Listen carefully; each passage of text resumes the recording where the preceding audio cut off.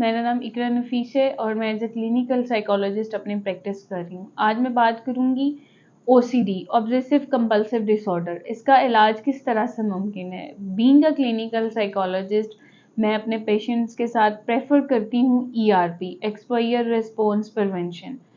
जैसा कि आपको किसी भी चीज़ का खौफ है, किसी भी चीज़ का वहम है, मट्टी लग जाती है या बार बार हाथ गंदे होते हैं, बार बार नहाना या किसी भी चीज़ का डर, खौफ, ऑब्सेशन, वहम वसवसे होते हैं।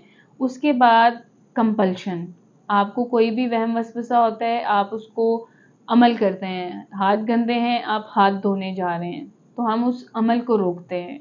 जब हम उस अमल को रोकते हैं तो फिर रिस्पॉन्स आता है, हम उस रिस्पॉन्स को मैनेज करते हैं।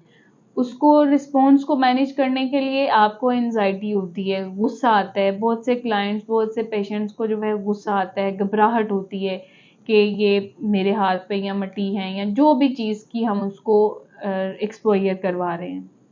उस रिस्पॉन्स को मैनेज करने के लिए बीइंग अ टीम हम वर्क करते हैं। अगर तो कंडीशन सेवेरिटी की तरफ है तो हम मेडिकेशन से भी उनको ट्रीट करते हैं।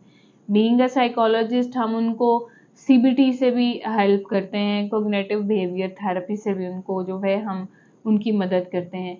इस थेरेपी में, इस इलाज में जो है क्लाइंट्स के साथ उनकी जितने भी उनके साथ जुड़े हुए लोग हैं, रिश्तेदार, वालिदैन, उनकी फैमिली की सपोर्ट जो है बहुत ज़रूरी होती है।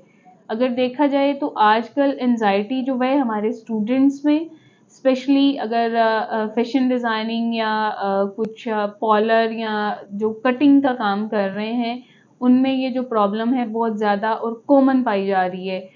पाकिस्तान में आजकल जो है एंजाइटी स्टूडेंट्स में बहुत ज़्यादा है और उसकी वजह से जो है वो OCD में जा रहे हैं, ऑब्सेसिव कंपल्सिव डिसऑर्डर उनको हो रहा है। तो इसलिए इसकी अवेयरनेस बहुत ज़रूरी है और इसका इलाज किस तरह से मुमकिन है आप इसमें देख सकते हैं। Thank you. स्टे